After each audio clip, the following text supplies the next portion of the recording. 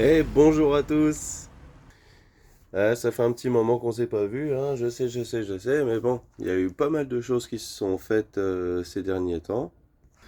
Donc, comme je vous le disais dans ma précédente vidéo, j'étais en train de passer ma formation pour mon permis D, c'est-à-dire chauffeur, encore une fois pas chauffeur, on ne chauffe personne, mais pour conducteur de car. Et bah du coup c'est bon, on est conducteur de car. Donc voilà le bébé. Et voilà, si vous avez rarement eu l'occasion de voir le poste de conduite d'un chauffeur de car, ça fait ça. Donc voilou, voilà, j'ai réussi ma formation, j'ai passé mon permis. Donc ça s'est fait à la troisième fois hein, pour la conduite. Il y avait quand même plusieurs étapes à passer, donc je vais vous expliquer. Alors en premier lieu, il y avait la théorie. Dans la théorie, il y avait ce qu'on appelle le plateau et la mise en situation professionnelle. Donc le plateau, ça consiste en plusieurs choses.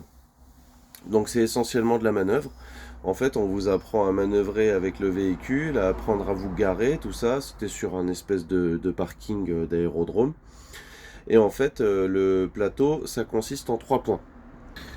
Donc le premier point, c'est les vérifications intérieures du véhicule. Donc la sellerie, les ceintures, les marteaux-pics, donc les brise-glaces, les issues de secours, les trappes de toit, les affichages obligatoires. Donc en affichage obligatoire, on en a un ici, on en a un ici, etc. Enfin, vous comprenez un peu le principe. Ensuite, il y a les vérifications extérieures du véhicule. Donc tout ce qui est feu, catadioptre ou alors feu de gabarit, le bon état et des rétroviseurs, des coques, les bandes réfléchissantes, etc. Tout ce qui est lié à l'extérieur du véhicule, en fait. Donc, en fait, on a un topo à faire là-dessus dès le début. Donc, vérification intérieure complète, vérification extérieure complète. Une fois que cela est fait, ça s'appelle le socle 1. Ensuite, le socle 2, c'est les essais de frein. Donc pour ça, il faut démarrer son véhicule, le faire avancer, freiner, enfin c'est tout un algorithme à respecter, pas mettre son pied sur le frein, etc. Ensuite, la vérification du frein de parc, donc l'équivalent du frein à main pour les voitures. Une fois que ceci est fait, parce que chaque chose est éliminatoire, hein. Le socle 1 est éliminatoire, le socle 2 est éliminatoire aussi si on fait une boulette. Il y a deux membres du jury qui sont des conducteurs professionnels en urbain et en interurbain, donc ce qui est bus et car. Et ensuite, suite à ça, si ça s'est bien passé, il y a attendez, il y a les fiches orales. Donc les fiches orales, c'est tout simplement un thème, du thème 1 au thème 12. Donc ça peut être le dépassement, ça peut être la motorisation, etc. Enfin, c'est tout ce qui touche à la route en fait. La conduite en montagne, tout ça, enfin bref. Et on nous avait donné un calepin, épais comme ça, qui décrivait toutes ces fiches orales qu'il fallait mémoriser. Et moi j'étais tombé sur la fiche orale porte-à-faux angle mort. Donc le porte-à-faux sur un car, je vais vous montrer ce que c'est. Donc le porte-à-faux, ça part de là, de l'axe de la roue, jusqu'ici. C'est la partie qu'on fait passer sur les trottoirs en fait. Et il y a la même chose à l'arrière. Donc il faut donner la longueur de son porte-à-faux avant, la longueur de son porte-à-faux arrière. Là par exemple je suis sur un Mercedes dont mon porte-à-faux avant il est de 2,20 m et mon porte-à-faux arrière il est de 2,60 m. Donc de l'axe de la roue jusqu'à l'extrémité du véhicule.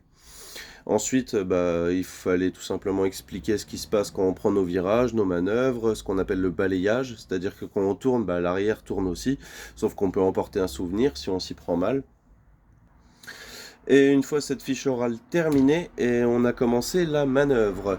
Donc pour ma part, la manœuvre n'était pas très compliquée. En fait, on part en marche avant, on fait un slalom et on fait la même chose en marche arrière. Une fois que ça s'est terminé, il y a des piquets, bref, à bien respecter quoi. Je suis en contre-jour. Une fois que cela est terminé, on va faire ce qu'on appelle la mise en situation professionnelle. Donc ça, c'était pour le plateau. La mise en situation professionnelle, donc en fait, on rentre dans une salle individuellement. Ça prend une matinée ou une après-midi par élève. Donc on a un cas, ce qu'on appelle une étude de cas. Pareil, il y a 12 études de cas à faire avec en gros, bah, moi par exemple, j'ai eu un rapport d'accident à remplir, j'ai eu un constat amiable à faire, j'ai eu une déclaration aux passagers parce qu'il y avait une déviation sur un axe de la route, donc tout ça c'est de la simulation bien sûr. Et ensuite on avait un ticket parce que quand on conduit, on a ce qu'on appelle un chronotachygraphe avec une carte qui mémorise tout ce qu'on a fait, combien de temps on a roulé, combien de temps on a été en pause, combien de temps on a été en travail. Donc le travail, par exemple, moi c'est quand j'arrête mon véhicule et que le contact reste allumé et que j'ouvre ma porte, il se met automatiquement en mode travail, ou c'est quand on nettoie, quand on fait le plein, enfin bref, il y a 4 pictogrammes. Il y a la disponibilité, ça veut dire qu'on peut être appelé à tout moment. Il y a le travail, donc quand on nettoie, quand on fait le plein, etc. Il y a la conduite, bah, ça c'est quand on roule, et il y a le repos. Là par exemple, je suis en repos, c'est important parce que dans le transport, on peut enchaîner 4h30 de conduite ou de travail, sous réserve d'avoir une pause d'au moins 45 minutes, pour reprendre ensuite 4h30 de travail. Et ensuite on peut plus travailler, c'est comme ça. Donc bref, je continue sur ma mise en situation professionnelle. Ensuite, il y a une manœuvre à faire sur le plateau. Donc c'est une mise, ils ont mis un arrêt en fait, et moi j'ai dû partir en marche avant, en épi, pour me mettre bien à côté d'un arrêt fictif. Mais un arrêt quand même, hein, c'était une cabane en bois où il fallait bien s'arrêter. Et ensuite, là, il s'est passé une bonne heure et demie de discussion avec les 2 membres du jury qui étaient là. Donc, il me posait moult questions sur le transport, les amplitudes de travail, etc. Blablabla, blablabla. Enfin bref, je vous passe l'histoire. J'ai eu mon plateau du premier coup. J'ai eu ma mise en situation professionnelle du premier coup. Parce qu'il fallait aussi faire un rendu de monnaie, il fallait charger et décharger un PMR, donc une personne à mobilité réduite. En l'occurrence, c'était mon formateur qui faisait l'handicapé, quoi, dans le fauteuil. Et c'était bien rigolo, j'avais du mal à garder mon sérieux, parce qu'il faisait tout pour me déconcentrer, enfin bref.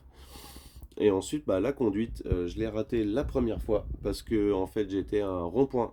Et il faut savoir qu'en conduite auto-école, en car, on nous oblige à garder notre véhicule dans la voie de droite, alors qu'en conduite professionnelle, on prend les 2 voies, justement pour pas se faire bloquer ou surprendre sur quelqu'un qui viendrait sur le côté, etc. Enfin, c'est ce qu'on appelle la conduite pro. Et quand on est en conduite auto-école, on n'a pas le droit de faire ça, donc on doit conduire comme une voiture, sauf que c'est vachement chiant. La preuve en est, j'ai raté mon premier passage, parce qu'il y a une voiture qui s'est mise à ma gauche, et je suis parti en même temps que cette voiture. Ça, c'est super dangereux en fait. Et ça, je m'en rendais pas compte à l'époque. Ensuite, sur le deuxième passage, ce qui s'est passé, c'est qu'on m'a posé une question quand il y avait un feu clignotant orange avec une voie à droite. Et l'inspecteur m'a demandé qui était prioritaire sur cet axe parce qu'il a vu que j'ai ralenti et que j'ai regardé. Ben, je disais que c'était les véhicules de droite parce que le feu est clignotant. Donc quand les feux sont en défaut, c'est la priorité à droite qui s'applique. Il était d'accord, sauf qu'il m'avait fait remarquer que j'avais pas vu le panneau en dessous de ce feu qui stipulait que j'étais sur une route à caractère prioritaire. Donc c'était les véhicules de droite qui devaient me céder le passage. J'ai raté la deuxième fois à cause de ça. Et sur mon troisième et dernier passage, parce que sinon j'aurais dû tout recommencer, j'ai eu un problème avec mon véhicule. Faut savoir que j'étais sur une boîte automatique et en fait le ralentisseur, donc je vais vous montrer ce que c'est. Donc le ralentisseur, oups, c'est ça. Ça a 6 crans. 1, 2, 3, 4, 5, 6. Voilà, et en fait ça sert à ralentir le véhicule. Par exemple, on est lancé en quatrième à 50, et ben on fait ça, et ben on va ralentir pas d'un coup, progressivement. Mais voilà à quoi ça sert le ralentisseur. Donc ensuite, le souci c'est que ce ralentisseur, il s'était bloqué. Sachant que c'est un ralentisseur électrique, en fait, il se baissait d'un cran. En fait, si vous baissiez un cran, ça, c'était numérique, quoi. Et sur le côté, ça mettait 3 crans d'un coup. Enfin bref, je m'en suis servi pendant 5-10 minutes. Et ensuite, mon car, en fait, il ralentissait tout seul, malgré qu'il était désactivé. Et sur l'autoroute, il s'est mis à fumer à l'arrière, mon car. C'est-à-dire que mon jumelage, derrière, il a commencé à avoir de la fumée. Donc je l'ai dit à mon inspecteur de la conduite. Il m'a dit, dès que vous pouvez, vous arrêtez. Donc j'ai dû avoir à gérer pas mal de choses. Je me suis arrêté sur une aire d'autoroute, on a regardé. Et on a décidé de repartir parce que la fumée s'était arrêtée, c'était plus très chaud. 10 minutes après être reparti, ça recommençait à fumer, mais bien plus fort. Donc j'avais l'impression que le car était en train de prendre feu. Il y avait une odeur de brûlé là-dedans, c'était incroyable. Donc on s'est re-arrêté. Et là, bah, c'est soit il annulait mon examen, ce qui était dommage parce que c'était le dernier passage, et j'aurais dû, bah, par défaut, tout recommencer, la MSP, le plateau, tout ça, enfin bref. Mais il a décidé, dans sa grande bonté, que j'allais continuer en utilisant le frein à pied, donc le frein naturel, normal, quoi. Donc ensuite, le parcours s'est terminé. J'ai bien conduit, forcément, hein, il y avait de l'enjeu derrière. Et bah, j'ai eu ma conduite. Ce qui fait que maintenant, bah, je travaille pour Keolis Sud Lorraine. Et ça depuis bientôt un mois et demi. Et franchement, c'est génial. J'adore ce que je fais, c'est super cool. Je conduis plusieurs quarts à la semaine, ça m'arrive de changer. Là, le matin, j'ai un service d'handicapés et d'aveugles. Le soir, j'ai le même service d'handicapés et d'aveugles. Sur la journée, j'ai des billets collectifs. Donc, c'est ce qu'on appelle vulgairement ça dans le métier, hein. C'est des sorties piscine, c'est des sorties cinéma, c'est des sorties acrobranche, etc. Faut emmener les petits un peu partout. Et c'est franchement très sympa. Ça responsabilise, ça fait gagner en confiance. Enfin bref, c'est génial.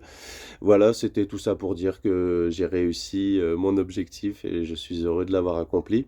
Ensuite, en ce qui concerne bah, le médical, le kyste pilonidal, et bah, toujours pas de nouvelles négatives, hein, ça se passe très bien, il y a aucun mauvais retour là-dessus, c'est cool, le kyste pilonidal se passe bien, il ne se manifeste toujours pas. Ensuite, eh bien, j'ai déménagé sur la vidéo que vous avez vue sur bah, la précédente vidéo. J'étais dans un appartement seul avec mon chat. Et maintenant, bah, j'ai retrouvé une compagne. Donc on a muté, on a fait fusion comme dans Dragon Ball. Donc j'ai déménagé, j'ai un nouvel appartement, encore une nouvelle vie, mais qui est bien plus agréable que celle que j'avais avant. Et du coup, c'est franchement très sympa. Donc voilà, je ne sais que vous dire de plus, si ce n'est que je continuerai à répondre à vos commentaires, que je vous donne beaucoup de force, hein, sur vos péripéties de cucu malade. Et puis voilà, bah, je vous referai une vidéo un de ces jours, parce qu'aujourd'hui il n'y a plus grand chose à dire. La base de ma chaîne c'était pour le Kispinonidal. Mais si vous voulez que je continue à donner des nouvelles sur ce côté-là, bah, je le ferai sans aucun souci, hein. Ça fera du bien, ça fera plaisir. Donc voilà, je vous fais des bisous, je pense fort à vous et restez forts.